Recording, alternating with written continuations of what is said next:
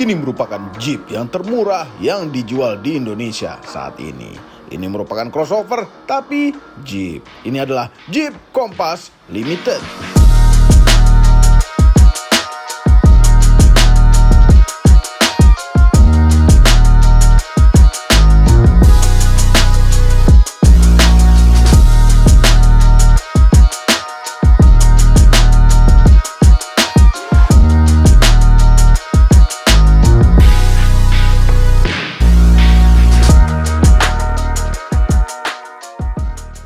Halo YouTube, selamat datang di channel Motomobi. Yes, kami sudah melakukan full review Jeep Compass, namun yang ini berbeda. Yang ini facelift. Walaupun terlihat sama tapi benar-benar berbeda sampai ke detail-detailnya, terutama di interior. Kemudian sejarahnya sudah pernah kami bahas lengkap saat review Compass yang dulu. Nonton video itu apabila belum, ada linknya di description di bawah. Tapi tetap kami ceritakan sedikit di sini. Compass generasi pertama diluncurkan tahun 2006 dengan moncong yang sangat jelek. Mungkin karena saking jeleknya dilakukan facelift tahun 2011 dengan gaya Grand Cherokee moncongnya menjadi keren. Tahun 2018 terlahirlah generasi kedua yang lebih keren lagi. Dan akhirnya tahun 2020 terjadi facelift. Dan sekarang mobilnya ada di markas kami ini. Dibanding sebelum facelift, moncongnya terlihat mirip, tapi ada beberapa perbedaan. Yes, grillnya tetap lubang 7 khas suatu Jeep, tapi dengan bumper baru terlihat sangat modern. Apalagi lampu-lampunya yang dulu sama sekali tidak memakai LED, sekarang sudah full LED. Dan ini nikmat, terang di malam hari. Keren ya depannya. Ini loh, Jeep sekali. Ada 7 lubang grill. Cuma nggak tahu ini bisa dibilang grill atau tidak karena ini adalah lubang-lubangan palsu. Bayangkan grill utama yang sebagai lambang suatu Jeep itu palsu lubangnya. Heran. Tapi nggak apa-apa, keren. Keren. Karena memang mesin ini tidak membutuhkan udara masuk sebanyak itu. Dari bawah sini sudah cukup. Kalau banyak-banyak malah jadi drag nanti, jadi malah menghambat angin dan bikin mobilnya jadi lebih boros atau lebih lambat. Sangar sekali dengan Jeep depan sini. Wuhu. Pas pertama kali keluar kami pikir ini all new gitu. Wah, all new nih. Setelah dilihat enggak deh, facelift. Tapi nggak apa-apa. Faceliftnya ke arah yang lebih baik. Mesinnya, ini mesin dan gearbox yang sama, sayang sekali tidak diubah. Tetap 1400 cc turbo yang membuat angka performance-nya lumayan. 163 horsepower dengan torsi maksimal 240 Nm pada RPM 2500 sampai 4000. Tersambung ke gearbox dual clutch 7 speed yang kemudian menyalurkan tenaganya ke roda depan. Yes, ini masih mesin yang sama dengan gearbox yang sama, front wheel drive juga. Apakah ada perbedaannya nanti? Mudah-mudahan ada perbedaan karena yang dulu itu agak kurang gimana gitu. Kalau dari samping itu secara dimensi sama persis karena memang mobil yang sama dengan yang sebelum facelift. Namun sekarang dikasih velg 18 inch, naik 1 inch dibanding dengan sebelumnya. Ya, sekarang dengan velg 18 inch, tadinya 17. Bannya 225 lebarnya, tebal 55. Rem depan disc, ya tentunya disc. Rem belakang juga disc, ya karena mobil ini sudah terlalu mahal untuk dikasih tromol, nggak mungkin tromol lah ya. Juga ada roof rail yang pura-pura roof rail, ini plastik. Tapi kayaknya dalamnya masih bisa tempel aksesoris. Tapi keren lah kalau mobil kalau ada roof railnya begitu. Kayak lebih sangar, lebih gagah. Kemudian belakangnya, kalau dulu bolam biasa semua, sekarang sudah canggih dengan LED.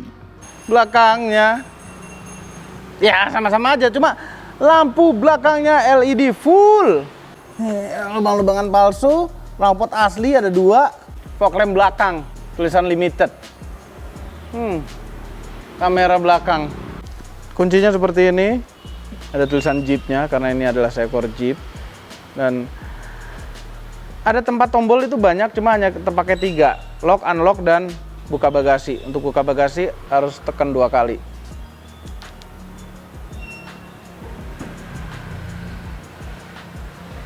Tiga tombol lainnya buat apa ya? Nyalain mobil. Oh iya, nyalain mobil. Terus bukan buka kaca. Apakah bisa dibuka bagasi pakai tendangan ya. Kita kunci dulu. Kita coba pergi dulu sedikit sebentar.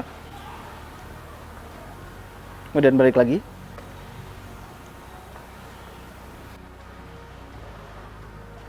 Nggak bisa. Tapi kalau kita buka langsung, asal kita ngantongin kunci, dia akan terbuka. Wah, power back door. Power tailgate. Bagasinya iya sama, ban serepnya iya sama, full size tapi velg kaleng. Nah, ini corongnya di mana? Kalau dulu tuh dapat corong untuk ngisi bensin. Jadi karena ini tangki bensinnya itu lubangnya tuh kecil kayak perawan. Ini, nah hanya nozzle yang tipnya itu kecil yang bisa masuk nonjok ke dalam. Ini ada tutup katup lagi di dalamnya yang ditonjok masuk oleh ujung nozzle-nya. Itu kalau nggak muat, kita bisa pakai semacam adaptor corong yang biasanya dikasih. Ini mungkin dikasih juga, tapi tempatnya nggak tahu di mana. Karena nggak ada pakai tutup lagi, langsung ini. Nah ini bagasinya kalau dilipat itu lega sekali ya, hampir rata lantai. Kalau tidak dilipat, nah ini kalau dilipat ya masih lega, cukup lega. Dan ini ada dividernya yang bisa dicopot dengan mudah. Tapi keras nih, mesti ditaruh di rumah nih, nggak bisa diumpetin di dalam mobil. Ini enaknya kita nyoba Om Gendut masuk bagasi sini. Ini ada logo Jeep di balik, logo, ada grill Jeep. Karena ada detail-detail lucu-lucu begitu loh. Di depan juga ada, di kaca depan, di windshield sebelah kiri. Nah, sekarang Gendut masuk. Tuh, jangan patah ya bawahnya. Dah. Oke. Nah ini power tailgate, tapi tombolnya di mana? Nggak ada. Adanya ini kayaknya tombol, tapi hanya cuma grill Jeep aja. Ketemu grill Jeep lagi. Jadi ada beberapa hidden grill Jeep di sini. Ternyata tombolnya itu ada di sini. Bayangkan kalau misalnya masuk parkiran nih, satpam habis buka, oh power tailgate, dia tahu gitu power tailgate. Pas begitu mau ditutup, dia bingung pencetannya di mana. Dipaksa tutup sama dia, gitu loh.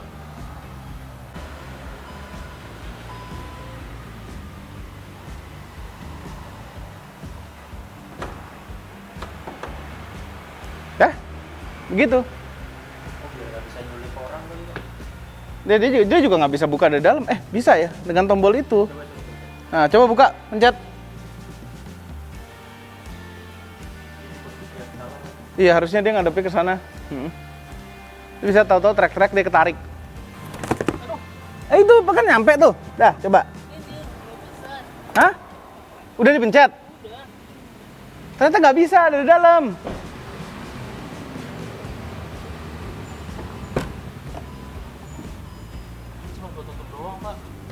Hah? Nggak bisa buat buka?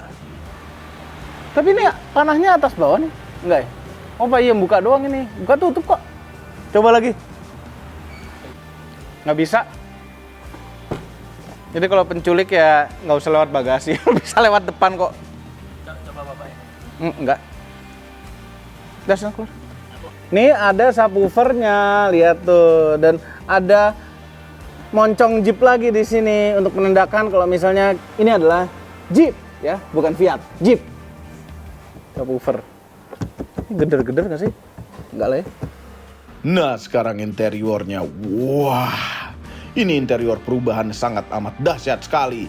Jadi sangat-sangat bagus. Walaupun sebenarnya mirip dengan keluarga Land Rover. Tapi tidak apa-apa, ini kabinnya jadi enak. Kita tes dulu duduk belakangnya.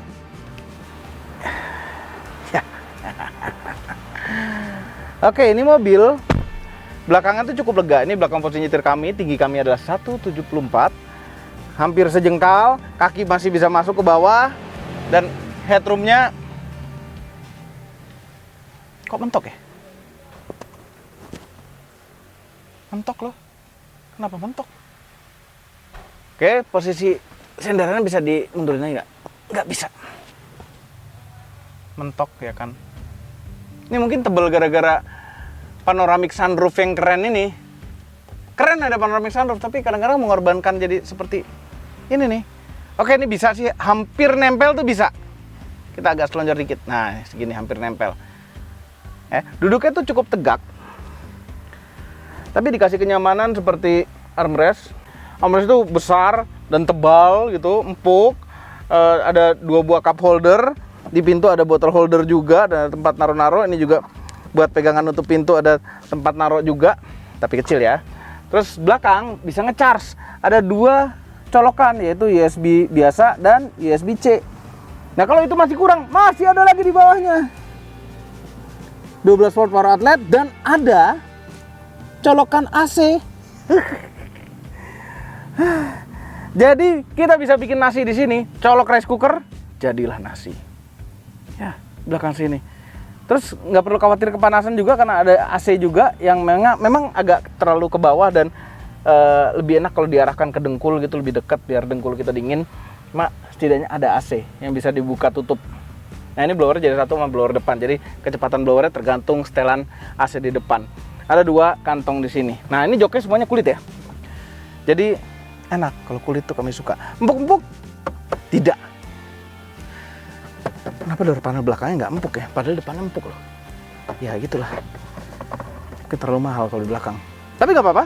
Ini ada lapisan kulit juga yang berbeda warna. Jadi di interior ini kombinasi antara hitam dan ini warna apa sih? Putih ya? Putih. Putih dan jahitan. Warna apa jahitannya? Coklat ya? Merah? Coklat. Apa emas? Tuh. Oke. Nah, power window di belakang tidak ada autonya sama sekali dan ada tweeter untuk memanjakan telinga. Ya, sebab itu aja sih. Setidaknya terang belakang ini dengan adanya panoramic roof yang besar sekali. Kemudian depannya, ini yang membuat Jeep Compass sekarang sangat spesial. Desainnya ini membuat terasa tidak seperti naik mobil baru. Lihat nih. Wah, Jeep. Ini sayang layar sedikit jadi semua gini. Itulah layar sentuh. Brake dan pencet ini untuk menyalakan mesin karena panas. Ini kesegaran akan keluar dari lubang yang kecil-kecil ini. Ini lubang AC kecil-kecil ya, tapi efektif. Bisa tetap mendinginkan. Nah ini dashboardnya suka, bagus dashboardnya. Ada jahit-jahitan asli dan di atasnya ada jahit-jahitan palsu tapi di permukaan yang empuk-empuk. Jadi ini dashboardnya empuk-empuk dan berkualitas. Pintunya juga empuk-empuk, ada bagian yang kerasnya tentunya tapi sedikit. Ini juga keras. Nah, juga ada lapisan kulit juga door panelnya, kulit yang sama yang dari ujung ke ujung ini. Keren kan, mewah. Enak gitu ngelihatnya. Dengan layar besar. Oke, kita awali dari head unitnya. Yes, ini head unit. Layar besar, pixelnya pun rapat, jadi kualitasnya bagus, ngelihatnya enak. Ini integrated, jadi pengaturan-pengaturan pada kendaraan juga bisa diatur di sini, ya kan? Displaynya, my profile, jadi profile penggunanya, safety-nya bisa diatur-atur, kameranya juga, navigasi. Nah, selain ini bisa Apple CarPlay dan Android Auto, dia punya navigasi sendiri juga. Dan petanya itu lumayan bagus. Ya sayangnya kelemahan navigasi yang sudah standar mobil itu adalah tidak ada trafficnya, tidak seperti di Google Maps atau di Waze. Tapi tenang aja, ini sudah Android Auto dan Apple CarPlay, jadi bisa menampilkan Google Maps atau Waze di layar ini. Secara wireless koneksinya, jadi tidak perlu nyolok-nyolok. Ya, secara wireless itu bisa langsung terkoneksi dan koneksinya pun stabil. Kami belum pernah mengalami putus koneksi di Apple CarPlay pada mobil ini. Handphonenya taruh mana? Handphonenya taruh di bawah sini. Nah, di sini ada wireless chargingnya. Kita taruh handphone di situ, ngecharge. Dan ngecharge-nya pun bagus, nggak putus-putus. Ya, ini kami suka nih. Bagus. Tuh, gambarnya bagus. Dan Apple CarPlay-nya di sini pun bagus sekali gambarnya. Kami suka. Oke, tombol-tombol di bawah sini ada untuk menyelamatkan auto start stop engine, traction control, tombol kosong, hazard, parking sensor. Ini parking assist, jadi bisa parkir sendiri. Pengen dicoba, tapi kadang-kadang suka ngeri nyoba ini parkir sendiri ini. Nah, terus ada indikator passenger airbag on atau off. Nah, kenapa bisa di offin passenger airbag ke sebelah sini? Karena airbag itu tidak aman untuk anak kecil yang duduk di car seat yang di sebelah sini. Ya, jadi bisa dimatikan. Di bawah untuk pengaturan AC dan sekaligus audio. Jadi ini ada 3 puter-puteran fisik. Yang kiri buat volume audio, kanan buat tuningnya, tengah itu adalah blower AC. Oke, jadi kami sempat bingung.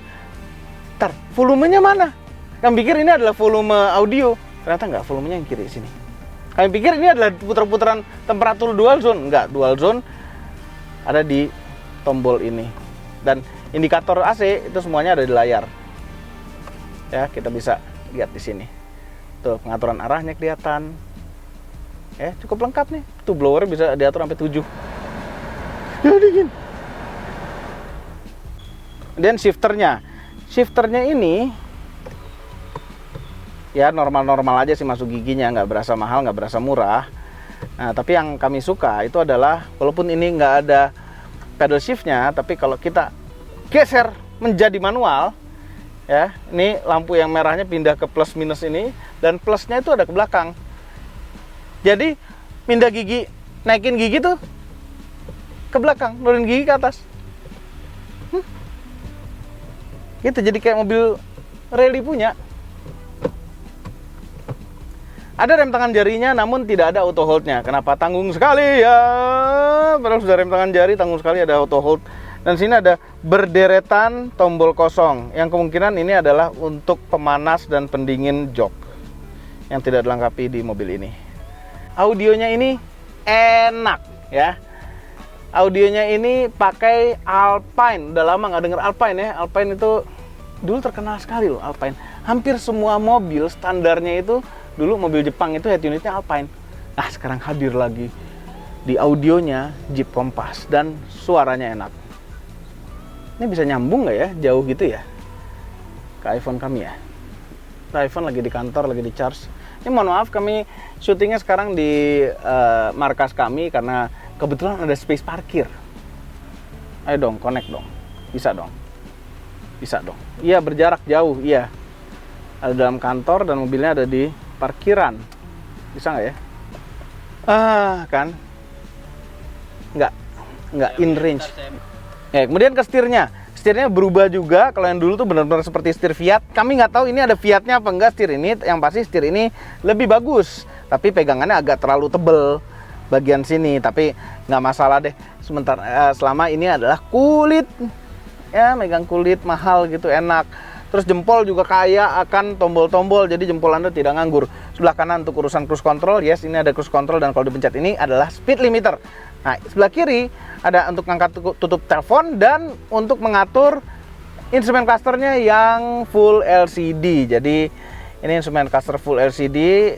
Memang nggak banyak yang bisa diubah-ubah gitu ya. Kita nggak bisa mengubah speedometer bentuk kayak apa, RPM bentuk kayak apa, tapi bisa begini. Ini ada indikator segala macam-macam, temperatur oli, temperatur air, temperatur oli, voltase baterai, ada tire pressure monitor.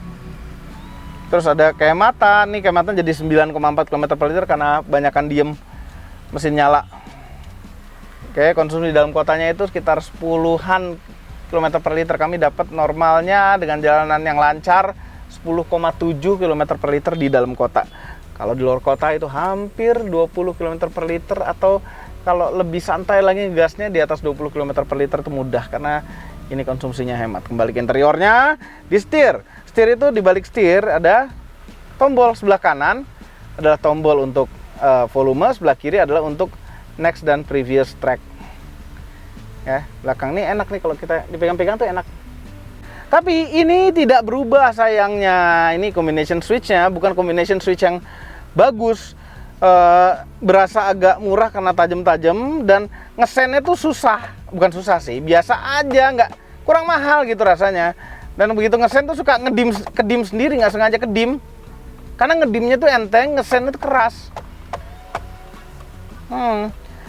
Sebelah kanan untuk urusan wiper ada auto wipernya dan untuk nyalain wiper belakang. Sebelah kiri untuk urusan lampu sen dan high beam, low beam. Untuk urusan lampunya itu ada di sebelah kanan sini dan ada auto headlampnya untuk nyalain dan matiin fog lamp depan dan belakang juga ada di sebelah kanan sini. Naik turunin lampu bisa. Ini kalau lampunya agak ketinggian menyilaukan orang depan, kita bisa turunin dikit atau kita bisa naikin dikit. Ini sebenarnya harusnya auto adjust karena kadang-kadang kita nggak sadar. Sebenarnya ketinggian lampu itu dibutuhkan apabila kita suka ngangkut barang banyak atau penumpang banyak dan kadang-kadang enggak gitu. Jadi begitu ngangkut penumpang banyak kita bisa turunin dikit lampunya karena mobilnya pasti akan ngedongak. Nah ini fungsi naik turunin lampu. Dan untuk dimming ngegelapin lampu-lampu di dalam ini juga ada di sini. Kok nggak ngaruh sih? Kayak di pintu ini ada deretan tombol-tombol standar seperti biasa untuk urusan jendela.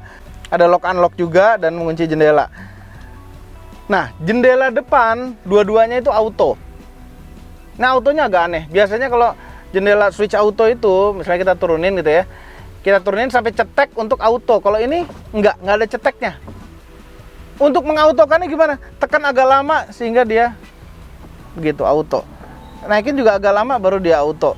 Kalau naikinnya dikit-dikit, turunin dikit-dikit, autonya tidak terjadi. Harus ditahan dikit lama, gitu. Agak unik caranya. Bertolak belakang sama sunroofnya. Nah, ini sunroofnya, kalau misalnya ini moonroofnya ya, tirainya kita tutup. Ini kalau misalnya kita tahan, kita tahan nggak auto. Tapi kalau kita colek kayak tadi tuh, kan jadi auto kan? Ini kita buka, auto. Ini kenapa jadi auto? Tuh, kalau misalnya kita colek sedikit, auto. Kalau misalnya kita tahan lama malah enggak. Kebalikannya, heran. Ya kita buka ya sunroofnya. Jadi untuk buka tutup sunroof, moonroof ini ada 2 tombol. Ini untuk kacanya, ini untuk tirainya. Nah kalau buka kacanya otomatis tirainya juga ikut ngebuka. Terus ini juga sebenarnya bisa tilting dengan mencet tombol ini saja. Ini kita tutup lagi. Oke, kita pencet ini, dia tilting.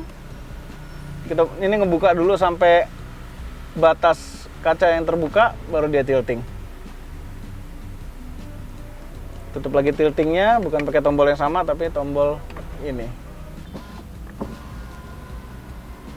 Ini spion juga hebat, jarang-jarang nih. Spion ada defoggernya, jadi kalau spionnya ngembun, kita tinggal nyalain defogger belakang, otomatis ngedefog spionnya juga. Spion tengah sudah auto day night, semuanya ada kacanya dan ada lampunya sekalian. Ini buat naruh kartu kali ya. Penasaran rasanya, karena yang dulu tuh rasanya agak kurang. Ini dengan pembaruan seperti ini, aduh, dengan dashboard sekeren ini pasti lebih enak. Oh ya, kepraktisan, lupa. Di pintu ada tempat botol dan tempat naro-naro yang lumayan lega. Di sini juga ada tempat naro-naro. Ini juga ada tempat naro-naro kalau nggak dipakai wireless chargingnya, tapi ya bisa aja kita timpa handphone kita yang lagi di wireless charging. Ada 2 buah cup holder dan ada tempat handphone juga yang ditaruh begini.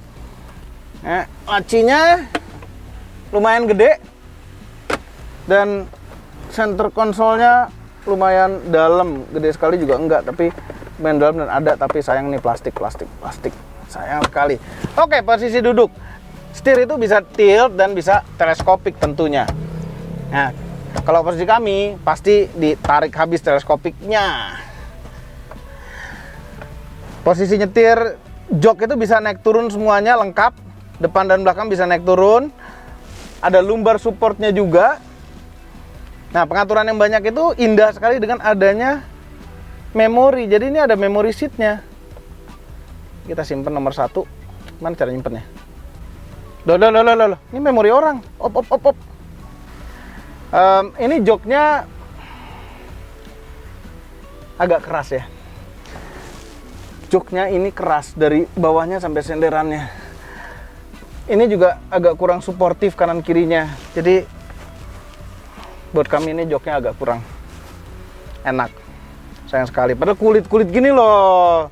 Dan electric seat full. Sebelah kirinya juga elektrik lagi kan? Dan ada lumbar supportnya. Ini bisa naik turun juga sebelah kiri kan? Semuanya lengkap. Coba empuk joknya. Udah itu aja, kurang empuk. Nah, terus yang dulu sebelum facelift ini tuh bisa dibuka gini ke depan gitu. Buat tempat naro-naro di baliknya. Ini sudah tidak bisa karena mungkin ini jok yang elektrik. Oke, kita sekarang coba jalan. Oke, sekarang nyetirnya. Mudah-mudahan sudah diperbarui juga karena yang dulu nyetirnya itu agak kurang berkesan.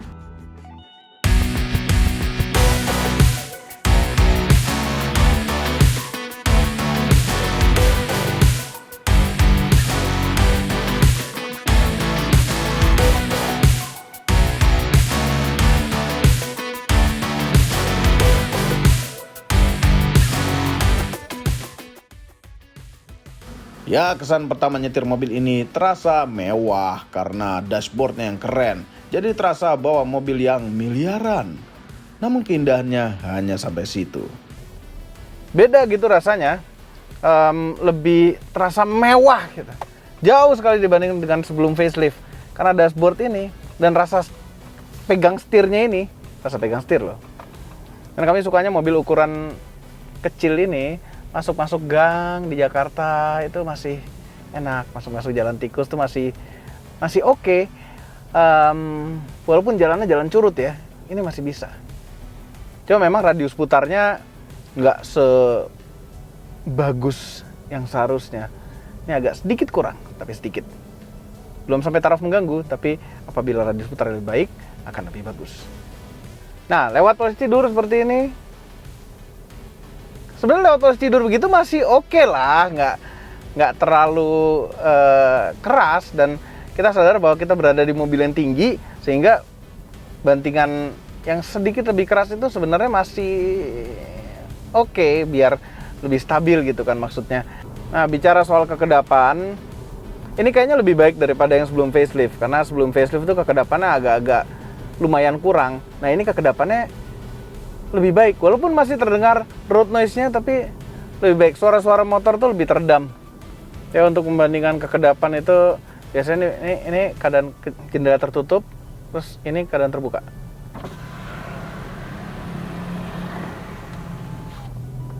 Lumayan jauh kan?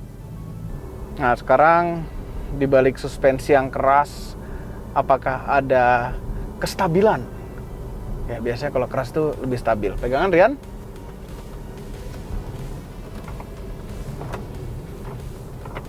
Nggak, gini loh. Suspensi itu sebenarnya nggak buruk-buruk amat loh kestabilannya. Cuma rasa setirnya itu agak kosong. Ini kayaknya ada perubahan juga di setir. Rasa setirnya itu agak kosong. Kayak kurang nyambung gitu sama roda depan. Tuh, ini lumayan loh, Yan. Lumayan loh sebenarnya. Ya kan? Terombang ambing ya. Apa itu karena Rian itu berat badannya kurang. Kalau lebih berat lagi bisa lebih mapak ke kursi kan. Lebih terpatri. Headset. Tuh, kan. Oh iya. Nah, jalan beton, suara dari ban mulai terdengar. Terus bagaimana dengan tenaganya? 1400 cc turbo, 162 horsepower, 240 Nm, agak terasa under. Jadi di RPM rendahnya itu agak terasa berat larinya, dan injekernya mesti agak sedikit dalam untuk mendapatkan tenaga pada mesin ini, untuk mesinnya itu mengeluarkan tenaga. Tapi memang ini pedal gasnya agak aneh. Pedal gasnya tuh dalam nginjeknya. Ini kita kick down. Ya, turbo, dan turbonya itu spoolingnya, suara desingan turbonya itu kadang-kadang suka terdengar apabila kita di dalam terowongan, di dalam basement gitu ada suara desingan turbo. Nah, cuma andai ini bisa lebih kenceng sih. Dan problemnya juga ini nggak ada sport mode-nya, jadi mode berkendaranya tidak bisa diatur. Namun bisa kita atur manual. Nah, ini manual sekarang. Posisi gigi 6 bisa ke gigi 7. Jadi ini 7 speed. DCT. Dry clutch. Wah. Dan dual clutch. Dual clutch itu terdengarnya sporty, dan biasanya dual clutch yang terpasang di VW Audi gitu ngoper kenceng sampai ada DSG fartnya sebutan empret. Kalau ini enggak. Oke, sekarang kita coba cruise controlnya. 80 dan ada indikator di sini cruise controlnya. Sayang tidak ada adaptive cruise controlnya, tapi nggak apa-apa, itu teknologi yang cukup mahal, namun sudah terpasang di mobil-mobil yang cukup murah. Posisi nyetirnya untung enak ya, karena bisa diatur banyak setirnya dan joknya. Ada lumbar supportnya lagi yang bisa diatur. Tapi ya agak bingung menilai mobil ini karena secara penampilan bagus, secara rasa masih banyak mobil yang lebih enak dibanding ini dengan harga segini. Berapa harganya? Nonton dulu sampai habis. Tapi memang beda. Kita kalau naik mobil di sini tuh ada tulisan Jeep. Jeepnya bukan JIP, JEEP. Jeep. Rasa remnya lumayan enak lah, agak normal. Kayaknya kalau yang sebelum facelift tuh rasa remnya agak-agak aneh. Kalau ini normal rasa remnya. Dan ada beberapa fitur safety terpasang di mobil ini seperti blind spot monitoring, terus sama ini ada di sini nih menunya. Sayangnya kita bisa set sambil nyetir nggak? Oh, bisa ya? Nah, tuh. Ada park sense. Park sense itu adalah parking sensor, rear park sense volume, blind spot alert, side distance warning.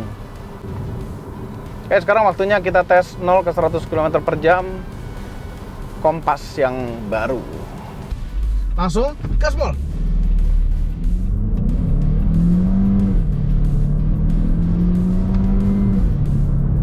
Ada desingan turbo terdengar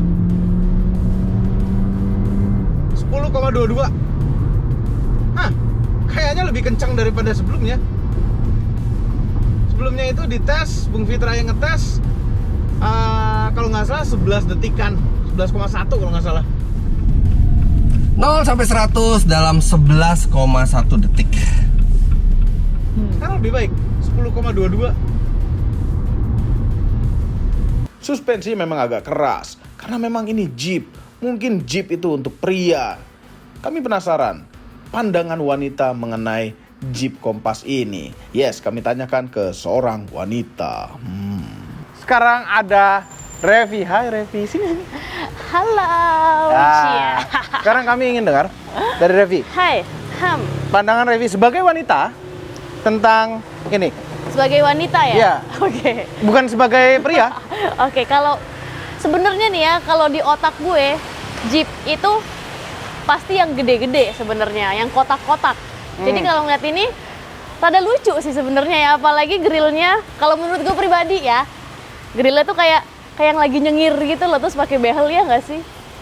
Nih, Jeep loh, itu, kayak Jeep topengnya itu si Om. selalu ada 7 grill gini Iya, buat lambangnya. Tapi Jeep sebagai merek dia pengen punya mobil-mobil kucing, mobil-mobil yang compact juga biasa ya, juga kayak gitu. biasa. Nah ini adalah mobil yang biasa, mobil compact yang mungkin bisa cocok untuk wanita. Jeep yang bisa untuk wanita makanya mungkin. gue sebenarnya belum tahu kayak gitu. Tapi kalau gue pribadi cewek sih suka ya, imut, lucu gitu, menggemaskan. Menggemaskan. Iya sih. Kalau gue Apa liatnya imutnya sih? lucu itu kayak muka lagi nyengir gitu loh Om, jadi friendly gitu.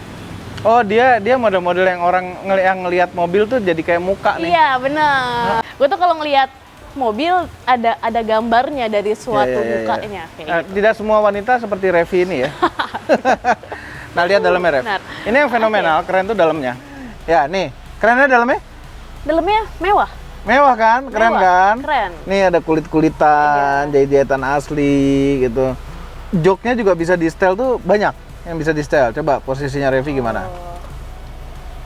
Elektrik semua, ada lumbar sportnya juga ya. Ada lumbar support yang lumbar bisa support. diatur posisi lumbarnya ada di Iya, mana. benar. Setir juga bisa tilt teleskopik, tilt. tapi masih mechanical. Belum. Iya, udah. Oh tetap iya. gitu. Tapi nggak matic, Hah? manual. Nggak elektrik? Iya nggak elektrik, nggak matic ya, nggak Matic elektrik. nih, matic. Matic nggak elektrik maksudnya. Aduh grogi gue Kok grogi ya sama kenapa Om sih? Obi. Iya memang biasa cewek itu grogi sama kami. Oh iya. Biasa, itu biasa normal. Normal. Nah, berarti Oke, Revi ini Om. normal. Iya berarti gue Ya. normal. Nah, sekarang Revi nyoba putar ya. Nanti ceritain ke kamera, Oke. ceritain ke penonton rasanya seperti apa. Kita keluar nih Om. Nggak kita, Revi Oh, oke. sendiri, biar nggak grogi. Oke, berarti gue sendiri jadi. Oke. Ya. Oke. Cobain. Kalau gue nyasar gimana Om? Nanti ada videografer nemenin, nggak bakal nyasar. Oke. Ya. Sip. Hal pertama yang paling kita cobain kan pasti kan menginjak gasnya ya. Dari sisi menginjak gasnya aja dia sudah menurut gue sangat delay. Jadi butuh beberapa detik baru naik gasnya. Itu sebenarnya buat gue pribadi kurang puas. Jadinya kayak ada yang ketahan. Transmisinya matic, tapi ini triptonic kan, dual clutch. Pedal shift, dia nggak ada pedal shiftnya, tapi gue itu kalau ngelihat mobil matic dari pedal shiftnya juga, karena namanya mobil, meski wanita, ini pandangan wanita pada umumnya apa wanita gue ya? Oke lah, menurut gue aja lah pokoknya. Kalau gue kan meski beli Matic, tapi gue melihat ke pedal shiftnya. Biar apa? Karena gue bosenan di jalan orang. Jadi ketika ada pedal shiftnya ya setidaknya sedikit bisa membahagiakan akselerasi. Ya nggak sih Bang? Iya, begitu ceritanya. Dan ini gue juga kurang berarti karena nggak ada pedal shiftnya. Kenapa? Dia tuh pedal shiftnya harus dari shifternya harus kita geser dulu, baru dinaik turunin. Seperti itu. Ya pilihan. Dan di sini yang gue suka ada panoramic sunroofnya ya. Lalu gue tuh selalu ngecek kaca apakah ada lampunya atau tidak. Untuk visibilitas gue ke depan luas sekali ya. Dia pilar sampingnya juga kecil, jadi tidak ada gangguan sedikit pun melihat ke depan. Spion ke belakang mungkin sedikit kecil, tapi wajar. Jadi untuk visibilitas itu gue sangat nyaman. Karena ini di komplek apa gimana, gue senyap-senyap aja. Suara ban juga tidak terlalu masuk ke dalam kabin menurut gue. Apa congnya gue banyak? Soalnya gue dengernya masih kedepan, suaranya pas, tidak ada suara berisik masuk, suara ban tidak terlalu masuk ke dalam. Oh ya, dan ini SUV yang compact ya, jadi zigzagnya itu enak. Yes, apakah kita coba? Hah? Kalau kata mobil disuruh begitu. Enggak. Tapi overall Oke, harganya 699 juta dan masih off the road. Mahal atau murah? Kalau dibandingkan dengan lawannya Peugeot 3008 yang termahal 720 juta, BMW X1 yang termurah 719 juta. Jadi kalau dibandingkan dengan BMW X1 ini lebih oke harganya. Overall mengenai Jeep Compass terbaru, merupakan mobil yang sangat tepat untuk Anda yang fanatik Jeep tapi butuh mobil yang lebih kecil dan hemat untuk sehari-hari. Kalau weekend pakai Jeep JL, kalau weekdays pakai Jeep Compass. Semua ini adalah opini pribadi saya. Kami tim Motomobi tidak dibayar oleh siapapun dan apapun yang terlihat pada video ini. Jangan lupa tekan tombol jempol ke atas dan subscribe channel Motomobi, Omobi, dan Mesmobi apabila belum, berikut dengan tombol loncengnya. Share video ini ke seluruh dunia melalui sosial media Anda dan jangan lupa follow sosial media kami yaitu Instagram. Terima kasih telah menonton.